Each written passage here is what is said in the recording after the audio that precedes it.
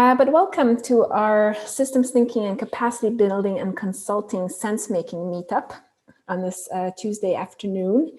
We're very lucky to have Benjamin here today, and I'll introduce him in a moment. But just as some context as to what brings us here today. Well, Systems Change Finland is the main organizer of this event. And we seek to cultivate a society that can deal with systemic and complex challenges. Our purpose is to promote the application of approaches that help people, organizations, and society understand and work with systems and complexity. And we do that through events, through consulting, in various forms that are still evolving, as the organization is quite fresh and new. But everyone is very welcome to check us out, and we'll share a little bit more about how to do that in a bit. I guess Benjamin is the one who will ignite our thinking today, hopefully. And just to introduce him briefly, Benjamin is an advisor and consultant and coach and lecturer and speaker with a wide experience in service organizations and local public service, who works at Red Quadrant and the Public Service Transformation Academy. He is highly connected and active in the global systems thinking community, and he runs the Systems Community of Inquiry, where he curates resources related to systems thinking and complexity. He's also a global board member of Systems Complexity in Organizations, the systems thinking practitioners professional body. So we're very, very lucky to have Benjamin here today to share his insights. And maybe two more words before we get started. First, I'm Helen Martin, and I'm your host today. I'm a core member at Systems Change Finland, and also work as a consultant at Demos Helsinki, bringing these systems thinking approaches in various ways to this world. So very happy to be the pair of Benjamin in this event today. So I'm going to talk about systems thinking practice, about qualifications, learning networks and communities. And I have to warn you that there is too much in this presentation. It's going to be in two separate chunks. And there are a lot of ideas in here, and it's not fixed and finalized. I apologize for that, but hopefully this will be the start of some ongoing discussions. This is me. It's all clickable in the PDF. So these are all my links. I run a consultancy, Red Quadrant, which is a network consultancy. We'll come to that later. A social enterprise, which is a partnership for public service transformation, capability building. I'm very active on social media, systems complexity and cybernetics groups. I'll talk about systems and complexity in organization, or SIO. I have some guilt things on my list. I've recorded lots of great systems thinking and transformation podcasts, which I haven't edited and released yet. It's been a problem over the last few years, and I have two books that I'm contracted to write. But I prefer to do this kind of thing, to be honest. So I'll get there in the end. I'll definitely get there. In speaking to Systems Change Finland, in setting up this session, I realized that there are three challenges that I've been working on for the last maybe 10 years, maybe more, maybe less. And actually, they're all aspects of the same challenge in a way. And they are to build systems thinking practice, build the capability, have more systems thinkers in the world, to deliver systems practice work, to get paid, make a living, make a difference, make a change, actually have an impact through doing systems work, and communities of practice, communities of inquiry, this kind of group share. Well, this group could be all of these actually, as they all could, and they all seem to overlap and interact. My mission is partly to develop systems practice in the world. That's what the common thing of all of these things. And the overlap is what I'm going to be talking about. Well, I don't know what I'm going to be talking about. We'll see. But there's a link between building capability, which SIO is the professional body in the UK and maybe internationally, with many international branches now, and communities of practice, where you're trying to actually define usefully what are the boundaries of the field, what is and isn't systems complexity and cybernetics. And that's really important because there's a lot of crap out there under the branding of systems complexity and or cybernetics, but it's really risky, because you get into these big fights, usually on social media, and everybody, particularly people who are not interested in dominance and fighting and scrapping over boundaries gets turned off by it. So there's a huge tension. We have to have boundaries. We can't just let anything in and say it's all as good as everything else, because it isn't. And some things are actively misleading and dangerous. Then there's the boundary between doing the work and building the capability. And how do you organize those organizational boundaries? And then there's how do you link the delivery of the work with the communities of practice, that maybe they're organizational boundaries as well. I'm not sure about these intersecting definitions. So the interplay between getting the skills, using the skills, and building the learning and support is a really interesting one. So what I thought I might cover today in the first part is the principles that I am bringing, and I'm not speaking on behalf of SCIO in any of this session, but I'll reflect on what I see, we're trying to do in SCIO as an organization. Why are we building qualifications and professionalism in systems thinking? And what are our doubts and reservations about that? And how we got there, from systems laws to a competency framework to, in the UK, we have now launched a level 7 postgraduate apprenticeship. That means that large companies pay in a proportion of their payroll by law to the government for an apprenticeships levy, a fund, and that can be used to fund 90% of what is a level 7 in UK terms is master's level, so postgraduate level. So this is adult apprenticeship, and it's set up as being 30 months, working 20% of your time, so 1 day a week for how many years is that? 2.5 years on building your qualification to be a level 7 systems thinking practitioner. So that's a big thing, funded by government and so on. It's horrible trying to work through the bureaucracy to make that really happen in the world, but we're making progress. Then we'll send you into some longer breakout rooms to sort of discuss what do you make of that? And the second part will be looser about consultancy and networks and communities of practice.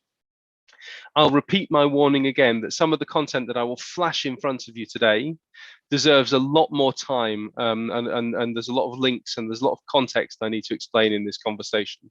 So maybe don't worry about understanding and taking in every bit. Focus on finding the bits that are useful. And I've put all the PDF and all the slides, and I'm happy to respond to every question after this event at any time, okay? Very happy to connect on LinkedIn and Twitter. I see Manoj just made that offer as well to everybody. I'm Antler Boy for reasons I won't go into now. So principles, the thinking behind making systems practice a profession.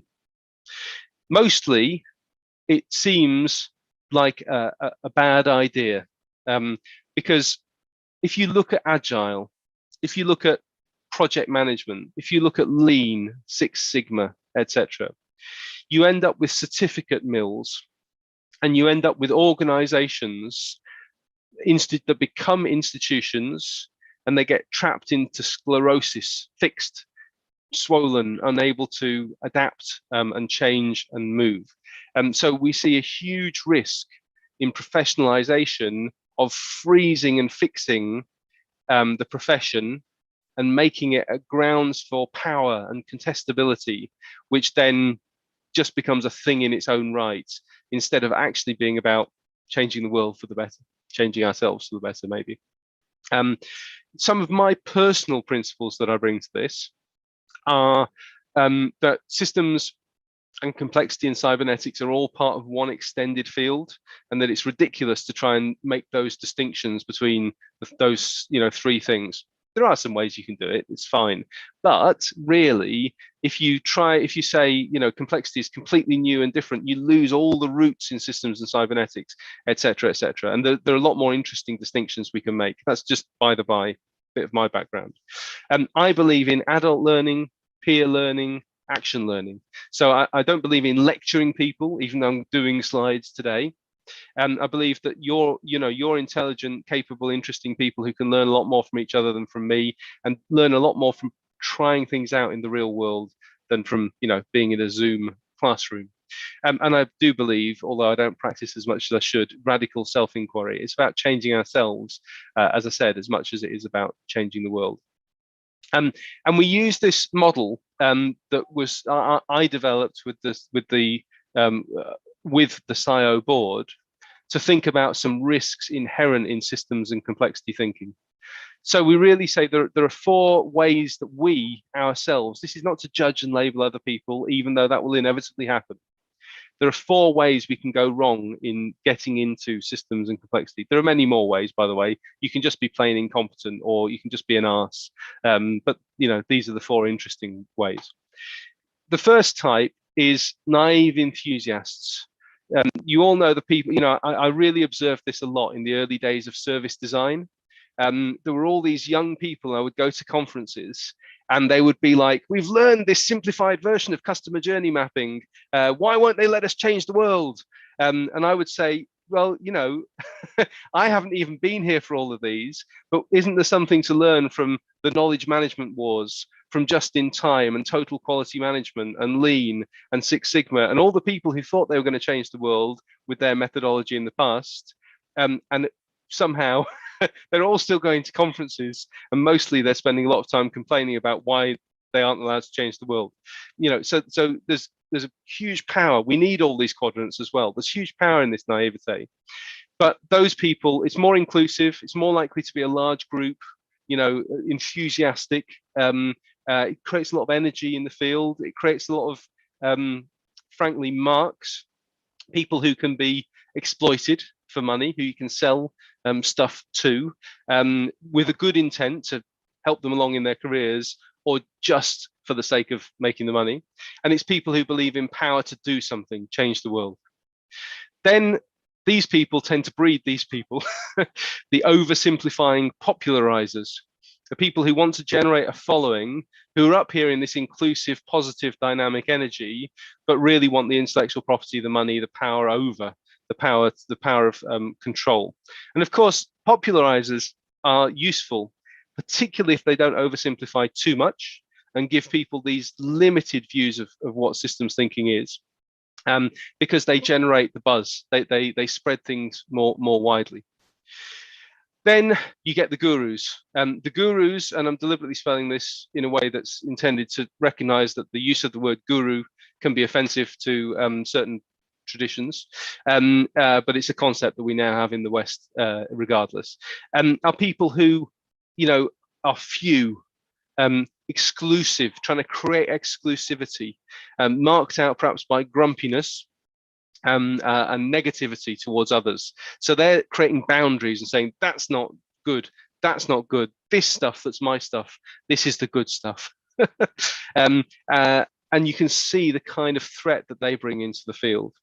Then there are the curmudgeons, the curmudgeons who are really just trying to say, no, you're wrong, you're right. And if you post something about systems thinking on social media, you will almost inevitably have about 3 curmudgeons who mean well, and they really want to help everybody to get it right, but their point will be, you've got it wrong. And they're incredibly off-putting to all of these naive enthusiasts. So all I'm trying to draw attention to with these quadrants is, as soon as we sort of say there's a thing called systems thinking, we start to say this is our field. And the risks are that we either naively run away with things and lose all the power and it just dissipates, or we create movements that also peter out, or we try and trap the knowledge in our space and trap the people and trap the money in our space, or we just run around telling everybody why they've got everything wrong. So we're trying to, it's difficult really, because I can feel all of these tensions in myself. I can feel myself in all of those spaces.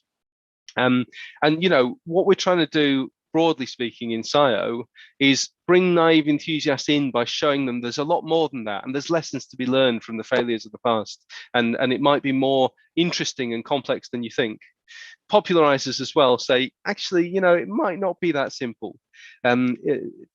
Gurus, you can't directly fight the gurus, because any confrontation with the guru is interpreted either, the guru mindset sees you either as a threat or a follower.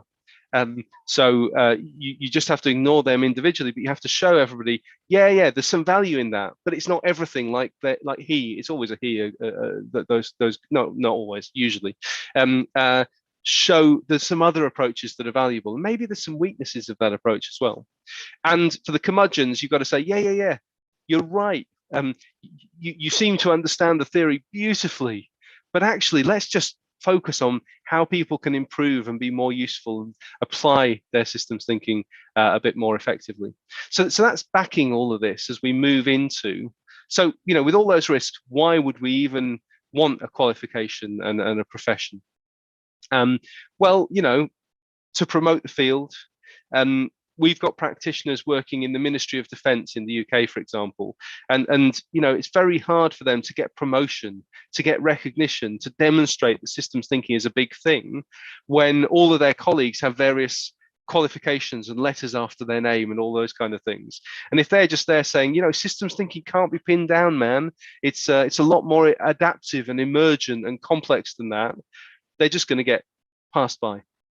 Then it attracts funding. So, if we can train a lot of people through the apprenticeship, and some of that money can be delivered by SIO, by universities, by other organizations, that money can be reinvested in building more capability, have a bigger impact, increase the range of practitioners, really importantly, increase the competency of practitioners, because there are a lot of people out there holding themselves up as experts who frankly don't know how to do a systems map, who don't know how to do a causal loop diagram, and that's really quite important. I have a lot of flaws as well, by the way. I didn't get the top level in the assessment when I went through it with my colleagues in SIO, which I'm slightly bitter about, but it really does. It is about trying to evaluate how good you are, and we have to do the boundary work.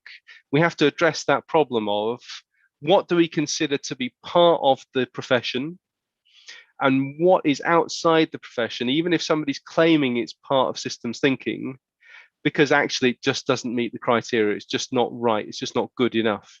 So we have to do that in a sensitive way, and we have to keep those boundaries negotiable and challengeable. Otherwise, we get that institutional lock-in, but we have to do it because we can't let everything in. What we're really about here is crossing the chasm. Is trying to move systems thinking from the weirdos and the people in beards and sandals and whatever else into something that everybody does. And as Patrick Hoverstadt, who's the international chair of SIO now, who's been involved for many years, so 25 years maybe, he says, when you used to talk about systems thinking, people would look at you as if you had the wrong number of heads. And now we've seen the OECD, we've seen the UN, we've seen what's that private sector organization that runs Davos and things like that, the World Economic Forum. We've seen all these people say systems thinking is the skill for the future. It's vital, it's important. They then run away with some oversimplified version, unfortunately, but the good stuff is there. Systems thinking is starting to be recognized. So if we can get it over this chasm without losing the reality, the real value, the real power, that'll be, an amazing thing. So there are 3 stages that we've effectively gone through. And those stages are still all subject to negotiation and revision. The first stage is we've assembled a set of systems laws. And the point here is that they're the best version we've got so far. Patrick Hoverstadt is writing a book about them, which I think will give good references and pin things down in a useful way, but might finalize it too much, might make it too close, we'll see. And the point is, if something uses and works with and draws on those systems laws, then it is a systems practice approach. If it doesn't, it's not. So the thinking about underlying fundamental laws to systems practice, systems thinking, allows us a basis for the profession. That allows us to get into a competency framework. So you can all go now today to the SIO website and you can download the self-assessment form, and you can self-assess yourself against your level of systems thinking competency. And you can even pay £90 if you want to have that portfolio of your experience reviewed by our professional accreditation body, which will be some of my colleagues, and actually get a result back on where you're doing well, where what level you're at, etc. So we've got to that formal level, and it is peer review, because we're a practice organization, and it is based on the systems laws, and it's based on your portfolio. So it's based on the work you've done, not the blogs you've written, well, maybe because they could be part of the work, but you understand the actual work, not just the theory. Right? So this is a practitioner qualification. It's not an academic qualification. There are good academic qualifications out there. And over the years, lots of people have done great academic qualifications in systems thinking and run out to change the world, and boom, run into a brick wall of opposition because they didn't have the practice skills. So we're really concerned with practice skills as well as with thinking skills. And you'll see that in a minute. That allowed us to build the level 7 postgraduate apprenticeship, which is that 30-month, 1 day a week training program. I am not going to be able to show you the systems laws in any depth enough for us to comment or sensibly address them. I'm just going to show you 3 slides with lots and lots of laws on them to give you a flavor and an idea, okay? And we've grouped these under 3 types of complexity that they address. So there's a set of systems laws around structural complexity. Let me just focus on one. The law of requisite variety, that only variety can absorb variety. So, an organization needs to have sufficient variety to absorb, cope with, resolve the demands being placed on it by its customers, by its organization, if it's to survive. I could go on, but I won't. Then there's dynamic complexity. Let's look at homeostasis principle, that a system survives only so long as all essential variables are maintained within their physiological limits. So a human being only survives at certain temperatures when the body can stabilize the internal temperature back down to a normal thing. A business or an organization only survives when it can keep enough stability, enough certainty, enough clarity internally, however complex the world is around it. And the final group is knowing and uncertainty. And the point is that this set of laws, as they may develop and be challenged and changed over the years, will form the foundation, as I say. If you develop or you're using a systems thinking approach that draws on, that's based on these laws, then we can say, okay, that is a systems practice. If it's great, but it doesn't draw on these laws, it can be an additional practitioner skill, which we can recognize as something that can help you use your systems thinking, but it's not a systems thinking approach. That's how we're developing that boundary judgment. So this is just the readout of the website. I mentioned this. It's based on self-assessment. So this is how you build your portfolio. You self-assess at skill level. You talk about how you've applied it. Then you give evidence in a portfolio approach. And there are certain types of approaches that fit under systems knowledge. There are certain things which fit under systems thinking. So there's a need for a certain degree of theory backing the practice in there as well.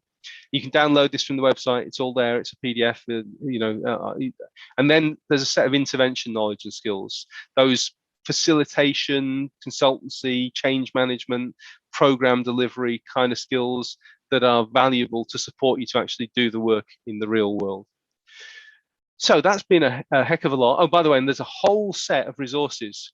So, if I don't understand what confrontation analysis, CONAN, is, I can download a separate document that gives me the links to books, to Wikipedia, to videos, to people who've spoken at SCIO and all of these topics. We're building a whole kind of knowledge base there.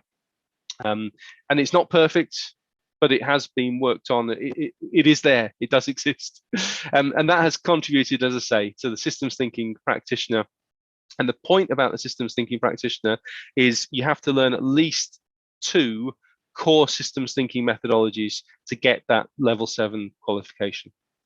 Putting that into practice with the UK government's approach to apprenticeship funding and delivery is like snorkeling through sewage.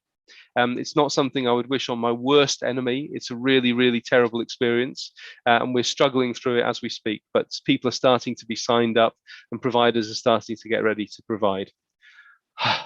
So I don't know about you, but I'm quite exhausted. I wanted to just share as much as I could of the background and context. And I think, Helen, I'm going to pass to you to set up the breakouts, if that's okay. I'm happy to do questions now or later, however you want.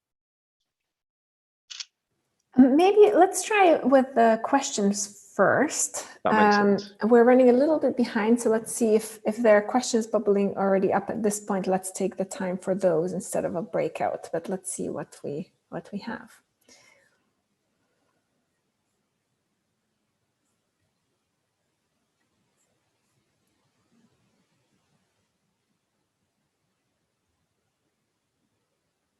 Have I bludgeoned everybody into submission? Sorry, what was the question? If you have any questions, is the question. I saw Esko's hand is up. Esko wanted to ask something. Hello, I've got a break from painting. Yeah, Benjamin, I think like I'm really excited to hear about. We often ask the question like, how do you know someone is a systems practitioner? You know. Yeah. So I think this is quite good. I wasn't looking at the actual slide, but when you were talking about like these archetypes and stuff and the guru, I imagine you've already had some of this, but what's the reaction? Like the psychoi, whatever approach to cataloging, what are the competences for that, will be agreed to by some and disagreed to by others, depending on which of the disciplines they arrived here from. So how do you defend against, like, I guess what I'm saying is that's a guru position. Your version of it has established some boundaries, and like how permeable are they? You know, like this group at Open Space, we had performing artists who are thinking about systems change. Totally new conversation, really awesome. I'm like, I want to hear what you guys think, because probably what I think a systems change idea does not include what you guys have been thinking, and I want to, you know, like, is my boundary permeable to that? So yeah, you get the point. That's right. Yeah, it's really difficult, Esko. It's never going to be perfect, and we're aware. At least we're aware of those risks. Is what I'm mostly saying in my presentation. So there's two steps to it, and each of those is setting up some a different time horizon, I would say. So the first thing is, does your claim, if you make a claim that this you know, mime activity or something is a systems practice, you are asked to justify that by reference to how it draws on, uses, exemplifies, illustrates the systems laws. So there's a clear mechanism there. We haven't yet established a clear appeal mechanism or process, which we do need to do.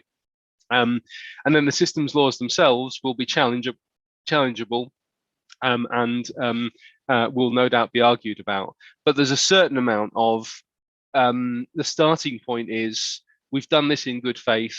We think we're enough of the gurus. That's the problem. You know, it has to be bootstrapped. So there's a certain. This is a flag in the sand of a long-standing practitioner organisation saying, this is our best effort so far to define what it is. So yeah, take it from there. Good question. Super, thanks, Esko and Benjamin. How about others? Are there any other questions bubbling on there? Well, I don't want to hurt anyone's feelings, but I thought that the behavior type map was kind of narrow from perspective, and I thought that this group was about connecting people with each other, and now I feel like it's a new religion or a new kind of methodology to understand different systems, which Benjamin said that it's not very easy to understand. The systems are so different in every field. So I don't have a question, but I was kind of, these are my feelings about this. Let me respond. Thank you, Vivi. That makes a lot of sense to me. I think I understand, and I share your reservation. It is a difficult thing to do, and there are huge risks in doing it. I talked about it becoming fixed and institutional. You talked about it becoming a religion, and you know, I think there's something of the same feeling in there. And you know, we've had some very strong debates in SIO at the board and with the membership about whether we should do this for those reasons. All I can say is, you know, cautiously and carefully, we decided to do it because we felt that the benefits outweigh the risks. We know it's not going to be perfect. We know we're going to be exclusive in some ways and off-putting in some ways, but it's also going to generate we have to have some boundaries if we're going to have a profession. We have to have something like this if we're going to get that kind of funding and that kind of recognition and that kind of impact. So I mean, yeah, I share your concerns. Maybe you would make the decision the other way around and not do this, but we don't know how to do this in a way that's different. We're doing the best we can. So please keep on criticizing and joining the debate as you see this go on for the next few years.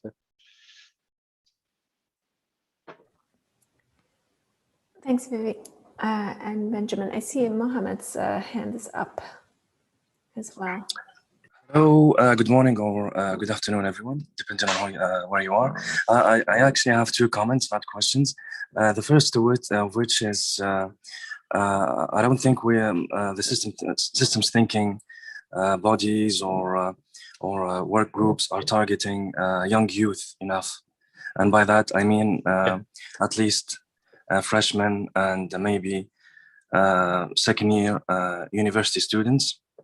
And I think from my point of view that this is very important because they are fresh, they are just beginning to think about the world, and had they had the chance to encounter cross paths or meet someone who would actually explain systems thinking with all of its paradigmatic differences, not just one type of systems thinking, I think that will help them a lot, both in their studies, personal lives, as well as get more of them involved and hopefully become fully beneficial to the cause of systems thinking, and maybe take it to a whole new level.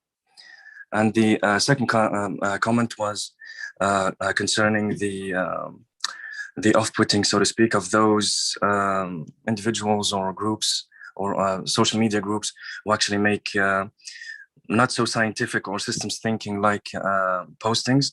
I agree with you guys 100%. We shouldn't be shunning anyone, but I also believe there should be some sort of a dominant system, so to speak, against this shadow system, so that a healthy interaction would occur, such as this one, this meeting, and would actually regulate, I don't know, the information or the knowledge that has been accumulated and generated.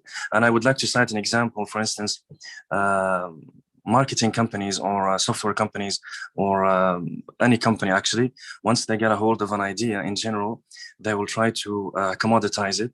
And what that involves sometimes is stripping it down to its bare context to make it as sellable as possible, which not you always, but most of the time, what I've seen, at least from my narrow perspective and single point of view, is that this causes damage to the cause, and the goal there is to make money and profit instead of, you know, allowing systems thinking to it's okay to sell it in some form, but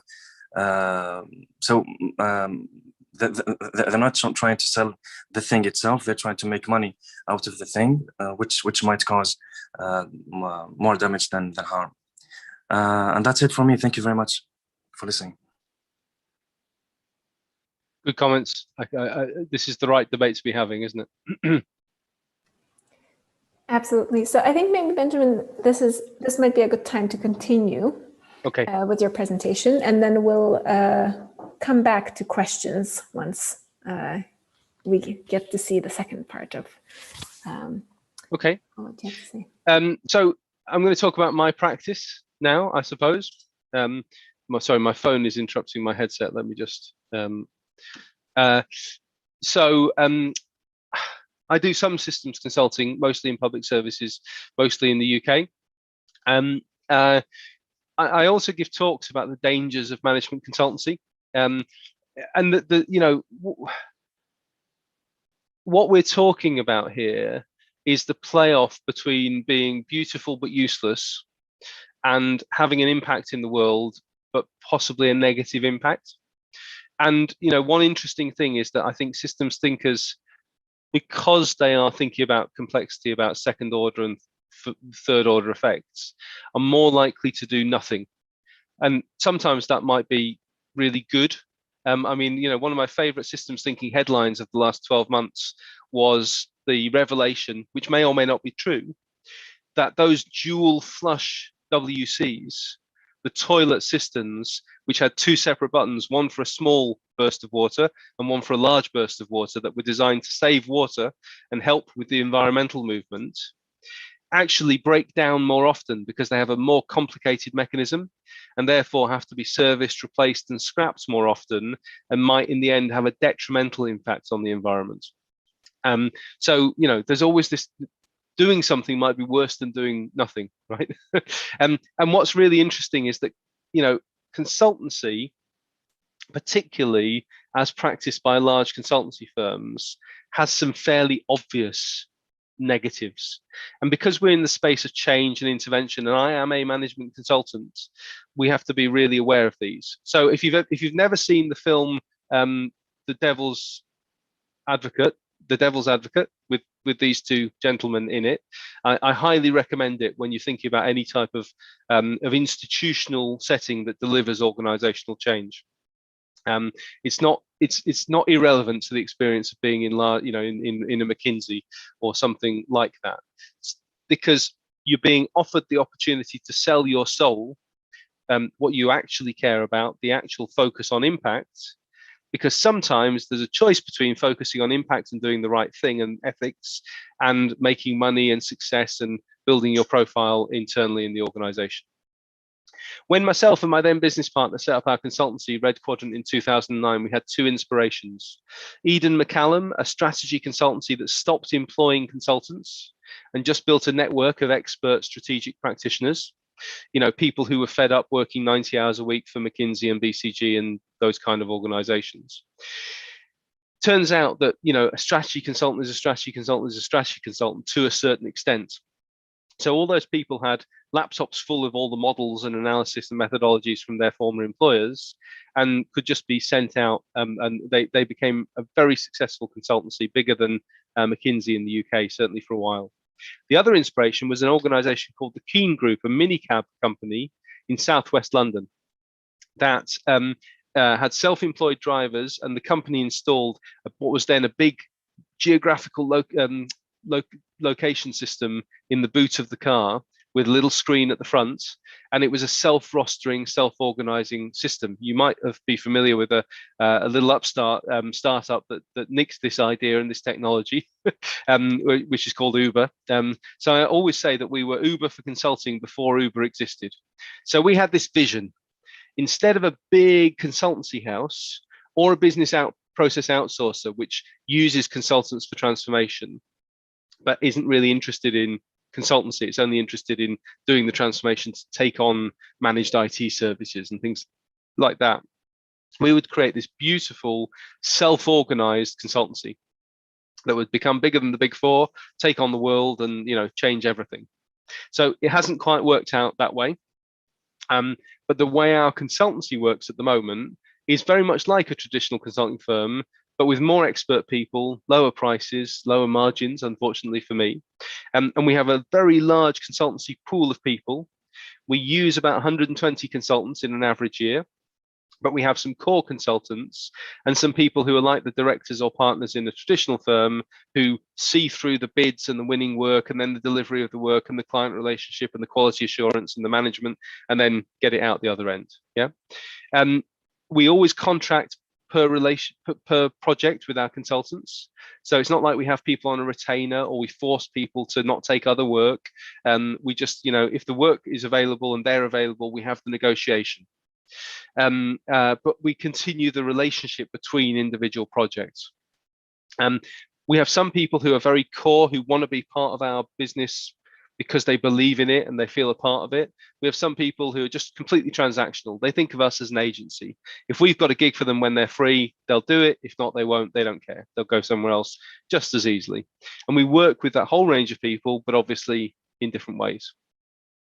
About a third of our work is from tenders, about a third is from sell on, and about a third is from kind of warm, relationships and connections. My learning over the years is that if you try and say, we're only going to do systems thinking, or we want to really target this big city council client, we work in public services in the UK, that's how we lose money. That's how we waste money. That's how we waste time. So we become very responsive to the market, but at the cost of being able to steer our real direction of travel. So every project that we do, we believe in, we're doing the right thing, we're doing it in a sensible way. We have to make compromises, but every project we do is based on entirely what the client has specified and wants. It's not us setting out our stall and saying, come to us for this. Yeah. But we've created something that's lasted 12 years. In those big consultancies, you can get a bubble, a group of people who do consultancy in a different way, more collegiate, more client focused, more consultant focused, but it only lasts for 3 to 5 years. We've lasted 12 years. We've lasted through very pressurized market and a lot of this austerity in UK public services. Our clients often have 40% less net budget than they did 12 years ago. So that has an inevitable impact. But what we don't do, when I used to work for a big consultancy, the person in resourcing used to get a phone call that said, we need 6 resources on the ground in Maidenhead on Monday. And by resources, they meant people. We are working person to person with respect for the individuals. Our clients have, and to a certain extent see, a big need for systems thinking. They're dealing with wicked, messy, complex problems, how to reduce child obesity, how to completely transform health and care in a whole area with 500,000 population. They're dealing with complex living, dynamic organizations that are messy. A local council in the UK deals with 1,111 different customer-facing processes. If you took that to any kind of a retail bank, they would tell you that's a stupid business model. So the diversity of what's done adds complexity, and they can't just work within their organizational boundaries. If they want to help stop old people falling over at home and going into hospital, very bad for the older person, very expensive for public services, they have to work with the community, with the ambulance service, with the fire service, with voluntary organizations, with neighbors. They have to do all of that kind of stuff. And pressure is increasing and resources are decreasing. And this diagram was created about 9-10 years ago. So before COVID times. So COVID has just accelerated all of that. So the clients need complexity, but only occasionally are they asking for it. About 20% of our work is really systems focused. Those are some examples there. Place-based systems change method and maturity model. We develop target operating models that try and make more coherence and more effectiveness and more freedom to maneuver at the front line across those 1,100 customer services. And we've developed methodology, a leading transformation learning program, the Red Quadrant tool shed, the 5 worlds model, the 7 ways to save and improve model, the adaptive council model. So, we've been working at this for quite a while. And we've got to about 40–50% that's really systems E in our work. So we've only managed to survive, as other people could have done better than us. Other people have started consultancies in the UK in public services in the same period and sold them for millions of pounds, much to my chagrin, in the period that we've been going. But we have managed to maintain this thing where we're bringing in people in a way that we feel morally comfortable with. We're doing good work. I mean, it's not always great, but we try. And some of it is systems complexity cybernetics kind of flavored. Yeah. So, I've talked a little bit about SIO and about profession and accreditation and stuff. I've talked a little bit about Red Quadrant, the consultancy. Why did I mention communities of practice as well? It's because I have this hunch that there's something in which I haven't worked through yet. You may have ideas. Let me know. That there's something in this triangle of profession, accreditation, training, learning, communities of practice, self-support, and delivering the work. And I know that this is at the heart of kind of what Systems Change Finland is working through, struggling, addressing. I don't know, that you're in that space. And I think one clue I have is that there was some futures of work done about 15, 12, 13 years ago that suggested that in the future there would be 3 different worlds of work that would move further apart and be more distinct. There would be blue world, which was corporate identification, and those big consultancies are not a bad proxy for it, where you're working in there where your identity is tied into the brand of the firm. There would be green world, which was about passion and purpose and change, commitment to a cause, that kind of stuff. And there would be orange world, which was the independence, the free thinkers, the rebels, and all of those kind of people. And I think I see some of that happening now. I always thought it was a good bit of insight. I don't usually like, futures of work stuff. But I think there's something happening in that orange space. But I think that systems complexity cybernetics people often get into confusion here and are often trying to do some of that green commitment cause and some of that orange independent stuff, and then somehow think they have to wrap it up into a business model that looks like the blue traditional big business. And I think Red Quadrant too is somewhere between the green and the orange and a bit of the blue. So that's maybe a mess that needs to be kind of untangled.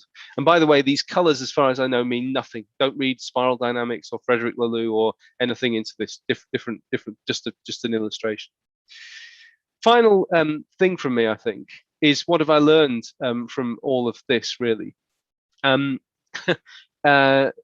what you want, only pay the price is a pretty good proverb. If you want to, develop and think about systems practice, and only do good ethical consultancy, and treat everybody in a way that's respectful, yada, yada, yada, then you might be able to succeed, but you won't make the same kind of profits as a great big partnership consultancy. It's also dangerous to have a job which is your hobby, where you're actually, it's a lot easier to do a job where you're less passionate and less committed, because you can just make the compromises and do what's necessary in a much lighter way. And we've become quite dangerously task focused because our work is so important to us. We just focus on the work, and there's very little leeway to do the kind of stuff that positions ourselves, marketing and branding, and all the rest of it. So what I recommend is be a sheep in wolf's clothing. I pasted into the chat a piece on geeks, members of the public, and sociopaths in the development of scenes. And it ties in a little bit with my 4 quadrants, which basically says when you get a brilliant idea, you get the geeks who are really, really into it. And if it becomes fairly successful, members of the public come along, and you get like the punk scene, and you get a big audience, and you get to sell records and make money and all the rest of it. And then that draws the attention of the sociopaths, who go, haha, there's something here that I can exploit. And they don't have the commitment of the geeks, but very few people can tell the difference. So they use the geeks to keep taking the money and managing the business and showing the commitment to the cause, but they're the ones on stage performing a simplified version, a more publicly accessible version, and they can take the scene forward in maybe a useful way, but maybe because they are sociopaths, completely corrupt it. So the advice that a lot of people give, and David Chapman, who wrote that piece, and Venkatesh Rao, who's a really interesting thinker on Twitter, is you have to be slightly sociopathic. You have to take the step that, in a way, that's the advice to ourselves. You have to take the step to set up the accreditation yourself, even at the risks we were talking about earlier, because if you don't, somebody else will do it who's less of a geek, who cares less, and maybe is a bit more of a sociopath, maybe a bit more in it just for its own thing. Do you see what I mean? And I've seen, particularly over COVID times, a lot of organizations and communities of practice try to bootstrap themselves up. It's very difficult, and people don't really realize that the looser you are in your organization, the more you have to have rigor and structure and coordination and admin done properly. I've seen lots of project-focused communities, and if you set up a community and you say, we have a task and a project, that can generate a lot of dynamism and a lot of clarity at first. But when the project is finished, the community dissipates, almost always. I've learned some things about what tools I think are good for building these kind of communities of practice. I've learned that you have to have strong contracts when you're doing business in this kind of context. My advice to Systems Change Finland would be have strong legal contracts and a strong structure, but also have what we call the soft contract discussion. Every Red Quadrant consultant on every project, we sit down and we have a one-to-one conversation. This is what you can expect from us, and this is what we expect from you, setting the norms, the expectations. Yeah, so I've trailed off. I started so strongly, but now I've got into uncertainty and complexity, and we've been working at this for 12 years and we don't have any clear answers. I'm going to stop in a second. I've got a set of links and plugs, which are all in the slides and all in the Slack. Just to say, we teach some of the approaches, the methods, the consultancy, and there's a free set of show and tell sessions on the 10th and 23rd of June where I will give value, but it's a sampler as well. There's loads of SIO events coming up. I encourage everybody here, if you haven't join Systems Change Finland first, and then keep an eye on the SIO events, because there's lots of great events there. And if you're in public services, the Public Service Transformation Academy is doing a learning community session also on the 23rd of June about how do we build back better public services after COVID. So I've covered a lot of ground, I think maybe too much, but hopefully this ties in with people's concerns here in the room. And now I will be quiet. Thank you for that, Benjamin. It was indeed a lot taken, but let's see what it tickled in people's brains. So I would be happy to take some questions as they come up. And if not, I have my own, but let's wait a moment. I won't be selfish.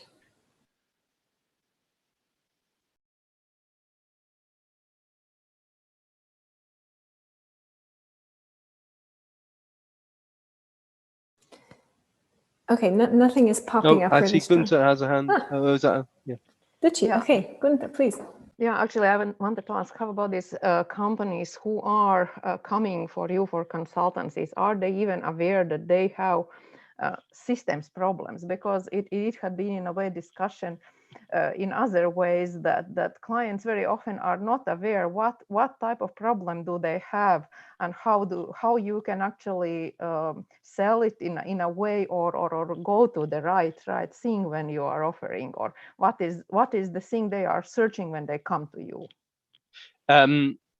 Well, we're looking at their tenders, and they're looking for new target operating models, or leadership development, or organizational culture change. And probably 10% of the clients speak some of that systems complexity cybernetics language, but only 10%. So it's still relatively low level. I mean, maybe 10% like understand somewhat well. Many others use bits of the language. And maybe more from service design or from a kind of operational excellence direction, but it's not it's not uncommon now. It's not completely rare, but it's not well spread. All right. I see Alice's hand is up. Hi. Hey, go ahead. Hi.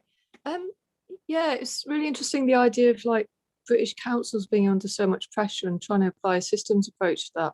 Have you seen what they're trying to do in Preston with community wealth building, which is sort of using a systems approach to try and use like get social and economic benefits and a bit of environmental benefits? That's quite interesting. I agree. Yeah, we featured a thing on the Preston model in one of the PSTA case studies a couple of years ago. Personally, I mean, it's not very systemsy what they're doing, but it's a bit systemsy. Yeah. And I think it's interesting. I think it's a good part of the conversation. I think everybody should understand and have a look at it if they haven't already. I'm worried that it's really protectionism, and that it's thinking of economy as a zero-sum game. But I'm willing to be persuaded that I'm wrong about that. I think they're trying to shift it because a lot of councils, like in the north of England, they don't have. I mean, I don't know if the Finns would know that, but we. Like in Scandinavia, you seem to have like really strong, much more strong regions, and in Britain things are very centralised and things seems to be quite extractive. Like money gets sucked towards the south of England, and power gets sucked towards the south of England. So I think they're just trying to keep like power and money cycling more in the local area before it gets sucked to the south of England. So I think it makes sense. Agreed. Yeah. That's a strong argument. Do share anything that you can, links to this. I'll put it on your Facebook page or something. Yeah, or share here in the chat also. I think maybe some of the Finnish audience maybe a bit less familiar with the context, but would be very interested.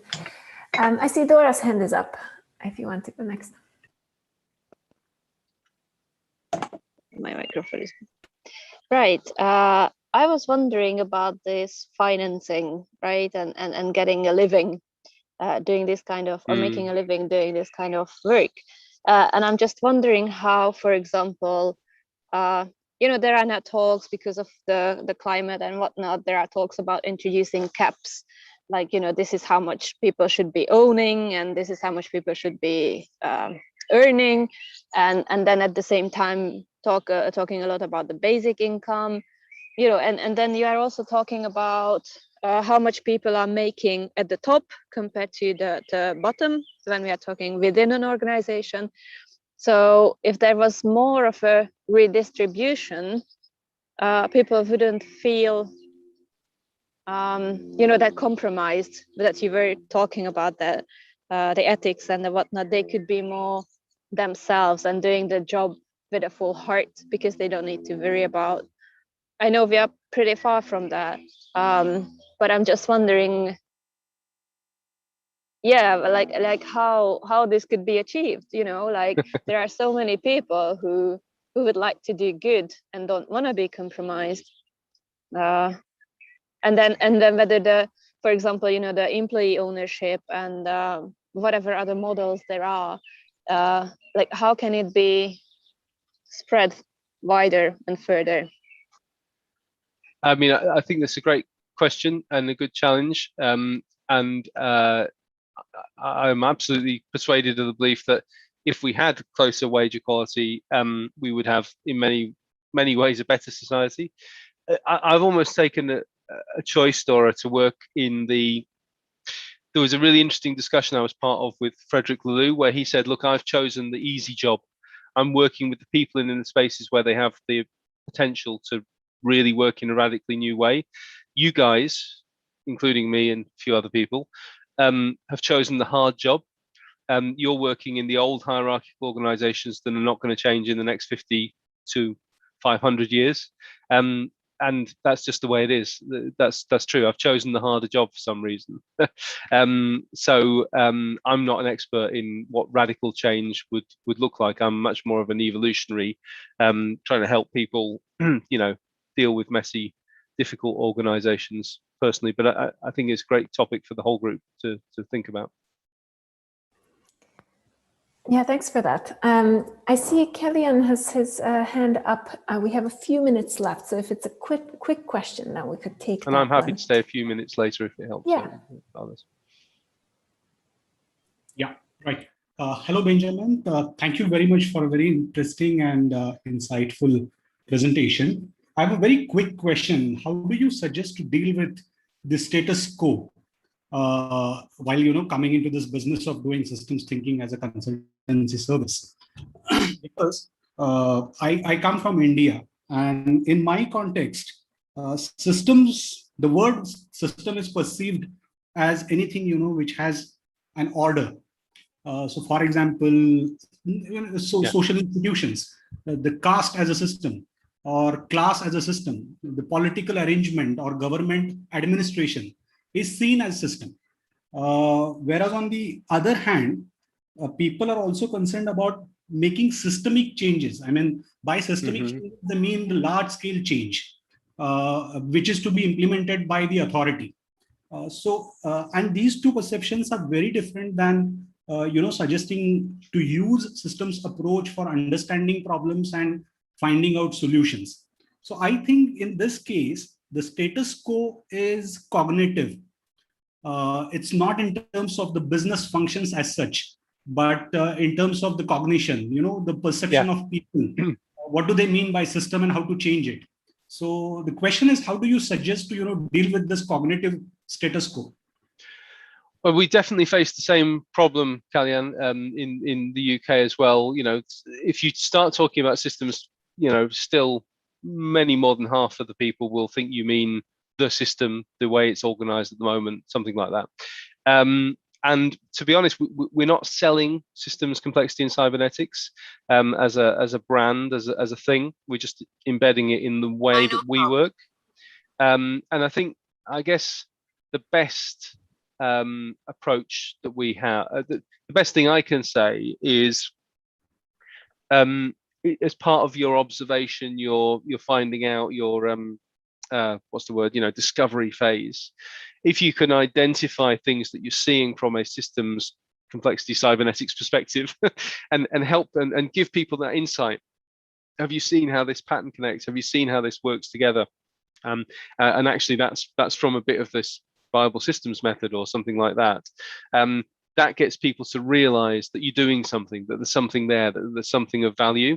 So I think we're always constantly trying to balance not overselling, because we've had so many years of coming in and saying we do systems thinking, and people not being able to do it reliably and well, and B, it putting people off, if you see what I mean.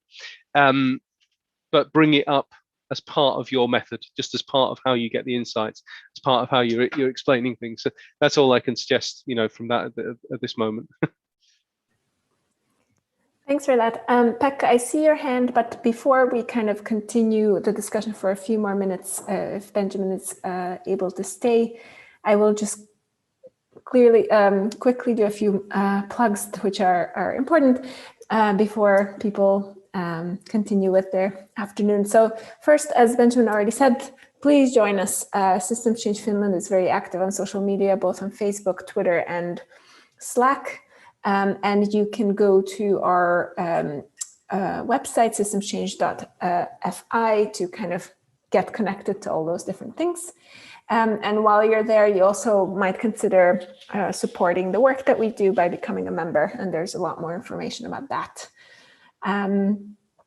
And we have two events that are upcoming. One will be a toolshed meetup coming up on the 17th. And this meetup will focus on the bodily knowledge and eco-social concepts of the human. So very interesting topics. That meetup will be in Finnish. So if you speak Finnish, then you're most welcome. Or if you're trying to learn also, most welcome. And another thing, if you are in Finland, then, and I am sharing my whole screen, isn't that right? But doesn't matter, you now saw that, my messy screen. But we do have a traditional summer picnic coming up also on the 18th, so one day after this other meetup. where you can get to know us a little bit in person if you're here. So warmly welcome you to come to that as well. And Mikael has been very actively posting all these links on chat, so I'm sure you can find the links. But I guess since it's a bit past, half past, which is the official ending of this event, we'll now release you if you need to go. But